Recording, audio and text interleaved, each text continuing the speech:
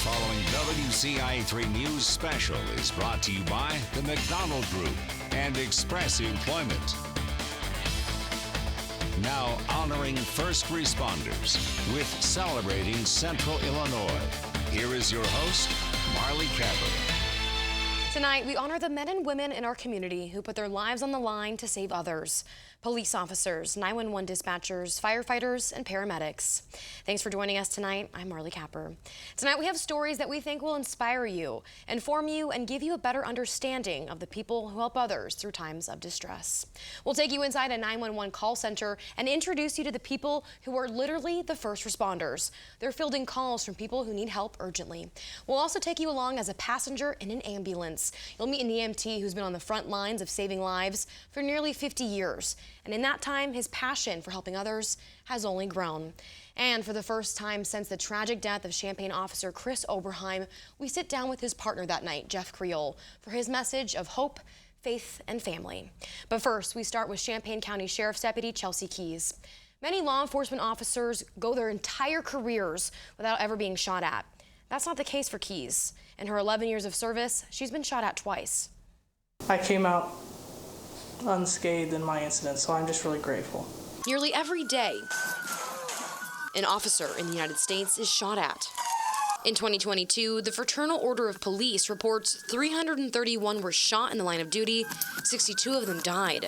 Twice, Champaign County Sheriff's Deputy Chelsea Keys escaped those statistics. My heart goes out to those folks who aren't as lucky. I don't know why some people get out of situations and some people don't.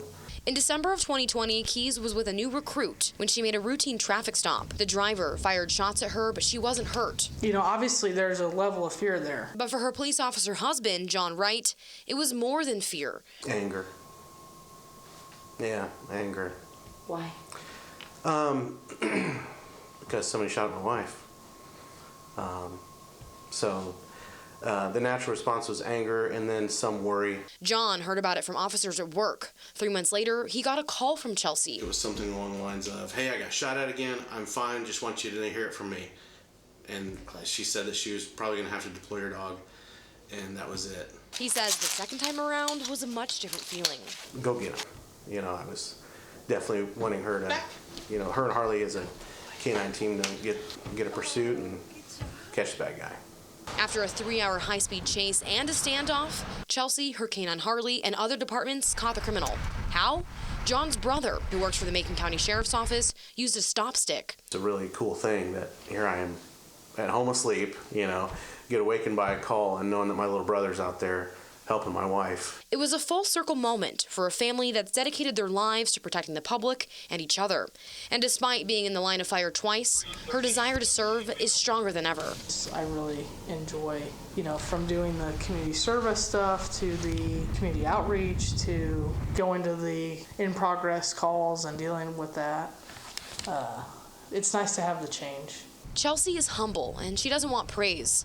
She says she didn't do anything any other officer wouldn't do. Chelsea took a job with the private sector for about 9 months, but missed being a deputy terribly. She's been back on the Champaign County Sheriff's Department for about a year, and her canine Harley has retired, but of course, gives her lots of love at home. Every day, over 500,000 people call 911. But have you ever thought about the person on the other end of the line? 911 dispatchers play a critical role in how law enforcement, firefighters, and paramedics respond to potentially dangerous or life-threatening situations. I sat down with Brent and Morgan to learn more. Champaign County 911, what's the address of your emergency? Hundreds of times a year, Morgan Macker and Brent Doherty say those words behind a desk. 10. We are effectively the barrier between a dangerous situation. How can I help you? And the officers running into that situation. They're quite literally the first responder. And hundreds of times a year, they hear people's worst moments play out. So we can hear anything from, shots being fired to, domestic violence cases to children with sickness or injury on the other end of the phone, and it can be one right after another. They say being a 911 dispatcher isn't for the faint of heart. We've got help on the way. We'll get them there as soon as we can. Just call us back if anything changes. It can be a thankless job that comes with tough calls that live in their memory, even when they hang up the phones at the end of their shift. I took a call from a woman who was in a domestic violence situation. She was in her car and she wasn't able to talk freely, and so we just had an open line where she's feeding information like, he's got a knife, the door's locked, I can't get out. I'm talking to a 12-year-old girl who had just been drug across the floor by her hair by her stepdad. And I'm trying to talk to her, trying to calm her down, trying to keep her safe, keep her away from the situation. The weight of those calls can be hard. I do cry. A lot of people are like, oh, like you're tough, you're a dispatcher, whatever, you've seen it all. But like, I cry. We don't get a lot of closure on our end. We may not know what results from the call. That can be a little tough. But even when those stories weigh on their hearts, 511, I can change it for you. they know they were able to help someone. I go home every night and I'm like, I helped X number of people today. All right, ma'am, thank you so much for holding. And what's a good phone number to reach you on? And it feels good. Morgan and Brent say they had no intention of being first responders. We're very, very well equipped for what we do. Morgan was an entomologist at the U of I studying bees. Brent was in sales.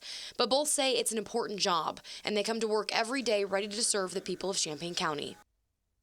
If you're interested in serving but want to be behind the scenes, Brett and Morgan say being a dispatcher is the perfect job. You can even do a sit-along with them like I did to learn more. An important part of a dispatcher is to call out the right department to a scene or somebody needing help.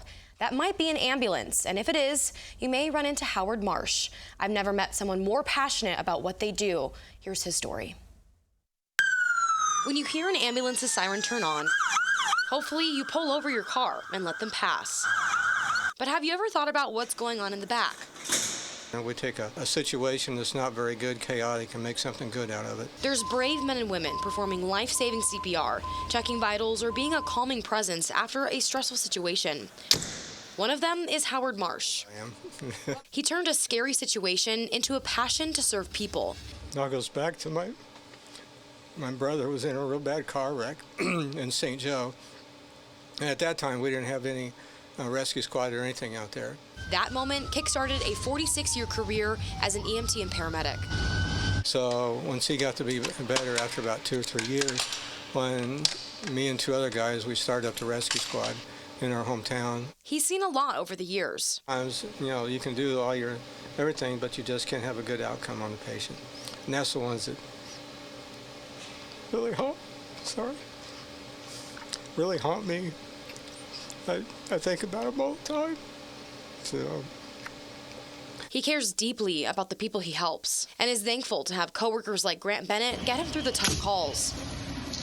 We spend a lot of our time together in the mornings and at shift change, kind of being that sounding board for one another. And if people last night had a hard call that they need to talk about, I'm here for them. Those check-ins are vital because these first responders can only take care of others if they take care of themselves first. We're the superheroes. We're not supposed to have things wrong with us. We're supposed to be the ones to fix problems. And it takes a lot to kind of check yourself and realize that, no, I can have problems just like anybody else. Despite the challenges, Marsh wouldn't have it any other way. Because helping others when they need it most is his calling. It was the only job I've ever had where I get up in the morning and excited to go to work. Here's our cardiac. Howard wants to remind people of how important it is to pull over if you see an ambulance or another emergency responder. He says they get cut off all the time, which is not only a danger to the driver, but the people they're caring for in the back. He says you might be where you're going 3 seconds late, but those seconds can be life-saving for a patient. I've covered many fire departments across the country, but I've never been to a station where so many crew members are related. I'm talking about the Rantoul Volunteer Fire Department. The guys there love their job and show up every day ready to serve their community, but it's more than work, it's family. At any given moment, the tones can turn on. And that sets off adrenaline for firefighters. Once they get to the station, they have about 30 seconds to get geared up, the fire engines revved, and sirens ready to go. Let's get to the station, let's get on the apparatus and find out what the citizens community need from us. But there's much more to the routine drills of being a firefighter. It's one of those things, you have families that just want to serve their communities, and it's a family affair, and everybody just does it. For the Rantoul Volunteer Fire Department Chief Chad Smith, legacy runs deep. My father-in-law was the fire chief prior to Kenny Waters, and I'm fortunate to have my brother-in-law also serves on the department, and my younger brother. He isn't the only one with family ties serving by his side. My grandfather was on, my dad was on, so it's in my blood. Jason McMorris has been with the department for 7 years, and it's all because of his grandfather and his dad. When we had a fire call, Dad would take me to the fire station. I'd get thrown up in an engine, and off we went. Those moments sparked a calling in McMorris's life, a tough one to say the least. Hurt people. You know, if you have a fire, you have a wreck. If they're hurt, that's probably the toughest part. You know, we run into people on incidents in their darkest times, potentially in their life. We're not going to leave the citizens that we serve there, and you know, we're not going to leave our brothers there. That brotherhood is what Smith says keeps them going. You know, willing to go into a burning structure, an unknown structure that you can't see, and willing to put your life in your brother's hand, and he put his life in your hands just to make sure that you're coming home at the end of the night to your family. It's something you really just can't explain until you've actually done it. Chief Smith says the families of the firefighters are a testament to their department. They're the ones willing to lose time with their loved ones just so they can keep us safe. We have many more people that we want to honor and tell their stories of hard work and dedication. After the break, we'll meet a fire district who's credited for saving a man's life. Being in such a small town, you can pour a lot more love into the community. After a heart attack, one man's doctor says had he waited 10 more minutes to call for help, he may not be alive. His emotional story is next.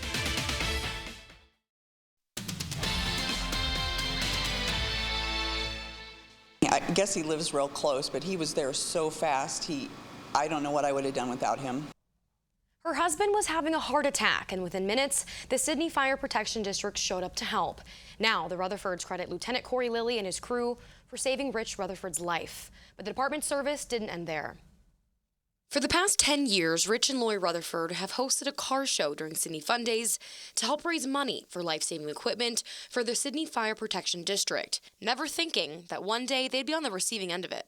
Some of that equipment probably saved my life that night. In early January, Rich and Lori were working on their new house when Rich started to feel sick.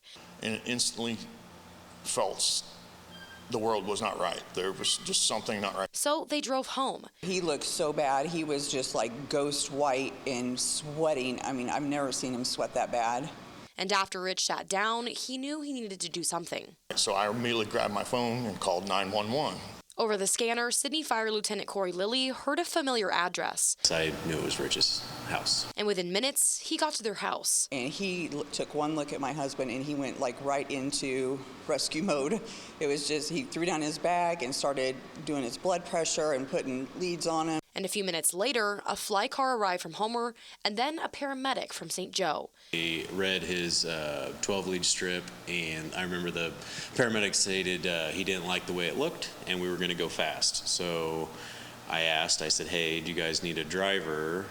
And we hopped in and we went. That quick thinking and fast response time may be the reason that Rich is still alive. The doctor told us that if it would have been 10 minutes longer, he would have been dead. Corey and his department's care didn't stop there. And then, like when we were in the hospital and all that was going on, Corey even texted me to make sure that I was okay and asked me how Rich was doing. It was just, I owe him everything. When Rich came home from the hospital, the entire station surprised Rich and Lori at their house. Here come 2 fire trucks with their lights on and a whole bunch of firemen coming out, and they had balloons and a card, and it meant so much to me. To me, it was like the celebration that Rich was alive. Doing something like this isn't in the job description of a firefighter, but Corey and his crew did it because they deeply care about the people and community they serve. This life-altering event has only motivated the Rutherfords' fundraising efforts for the station, so they can give back to the men and women who help save Rich. If you would like to support the Sydney Fire Protection District, they're having their annual chili dinner. It's on February 25th from 4 p.m. to 7 p.m. Rich's group will also be doing a car show this year for Sydney Fun Days. That'll be the last week of July. There's been a nationwide shortage of police officers and sheriff deputies. How one county has overcome the challenges, plus this. We want to be out here helping you and you helping us. She's wanted to be an officer her entire life. Not only is she living out that dream, but she's shaping the next generation. Her story is next.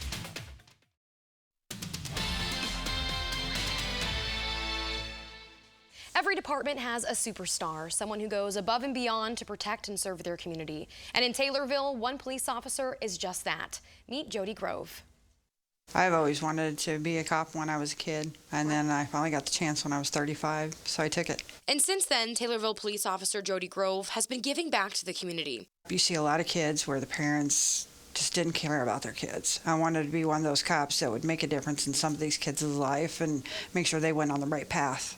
It's safe to say she wears many hats. She is a great traffic officer. She is head of the Explorer program we have here. She helps out with our community policing coordinator. Every event that we have, she's involved with it. She'll go ahead and fundraise if we need to. She's also an evidence tech. And she says even though the perception of officers has changed over the last few years, she hopes to break the stigmas of what it means to be a cop. I come to work to protect them, to protect our future, to protect our town, because we all live here. We all grew up here. We're all from around here. I want them to get to know me, talk to me. And she's already changed lives. Right now, she has about 12 students in the Explore program. They talk to kids about what it means to be in law enforcement and teach them life skills. One of my kids in my Explorer post, his mom is one that I helped on the right path, and she put him in when I ran our club, so it's kind of nice to see him grow up. And for her, influencing younger generations outweighs the dangers behind the badge. Tomorrow could be my last day here. I don't know what's going to happen. I've had a few incidents and several of the officers here where we didn't think we were going to make it, and it happens. Chief Dwayne Wheeler says she's the kind of officer that makes departments proud. She's a really amazing officer and person too, so she's a great asset to our department, and also a friend.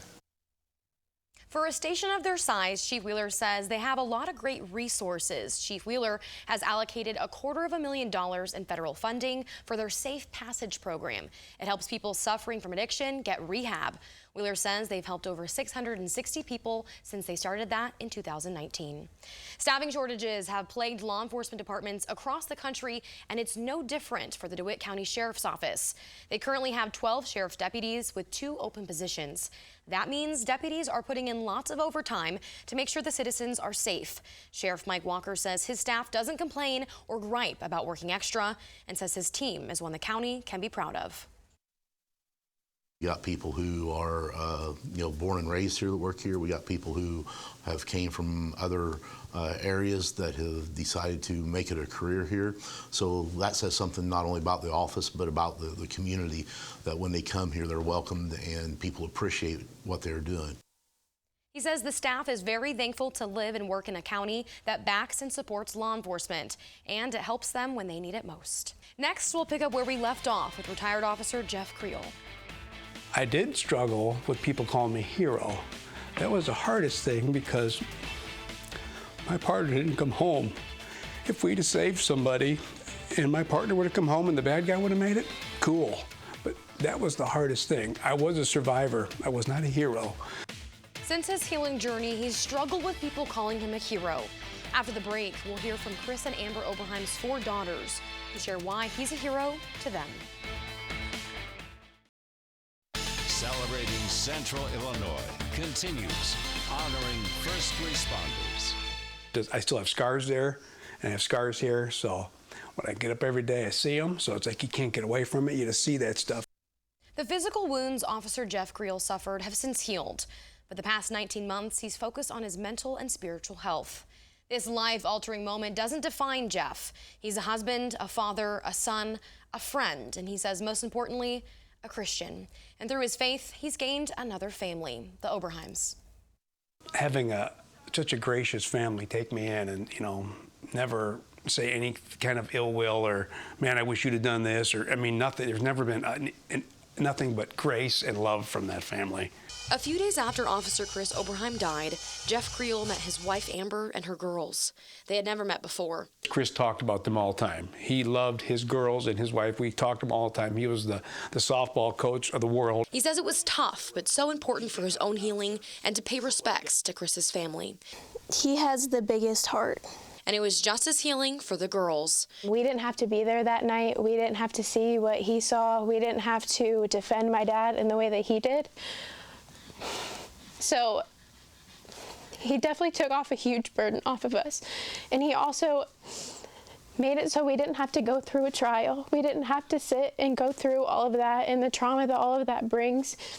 The sisters all say they admired Jeff for his faith. Jeff had said something along the lines of, it's not my job to question God or something like that. I was like, wow, if he has gone through what he has gone through and he said that has always stuck with me. His display of faith has been an anchor that has many times pulled them back to shore.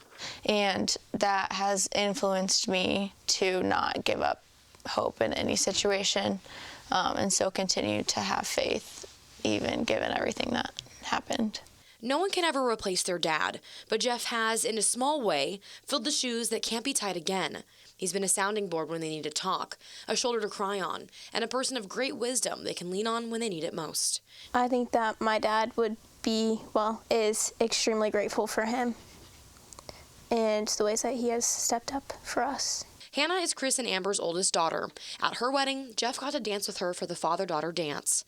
That was tough and an honor and a blessing at the same time, and I'm glad she let me do that. If I could ask my dad right now, he would say he would choose Jeff, just because of how he defended him. Jeff was also able to quickly bond with Chris's younger brother, Joe, who is a cop in Decatur. He came over and met with me on my deck, and we talked. I said, you can ask me anything I want. So we went through the whole thing, and that was tough talking to another cop. And we were able to pray out there together. I felt good about that. This journey has been anything but easy. The support that I have received from my church, my family, my awesome wife and kids, yeah. It's support that helped him transition from his life as a police officer to retirement. I guess one of the hardest things is realizing that was my last police call. I loved my job. That's not how I wanted to end. And it was hard to realize that was my last one. And, but how do you complain, I'm at home with my family. I can never complain. But he says with God, anything is possible. I want to be faithful to whoever God's call is. I don't know what that is yet. So now he's taking things day by day, leaning into his community, his fellow officers who pulled him through this time, and the second family he never knew how much he needed. Creel also shared his testimony at church. He says this is now being shown to officers going through the academy. He hopes it'll inspire them and help prepare them for their career. Every single person I met was humble, hardworking, and resilient in their field across each profession. Everyone told me the same thing. There's a great need for more first responders. If you're considering becoming an officer, a firefighter, an EMS, or a dispatcher, I hope you do it. You like the men and women who are taking care of our future. Lastly, I would like to say thank you to everybody I spoke to. Thank you for your vulnerability, even when your job comes with harsh realities. And thank you to everyone that I haven't met yet. The work you do is important, needed, and of course, celebrated. Good night. This has been Celebrating Central Illinois, honoring first responders, brought to you by the McDonald Group and Express Employment.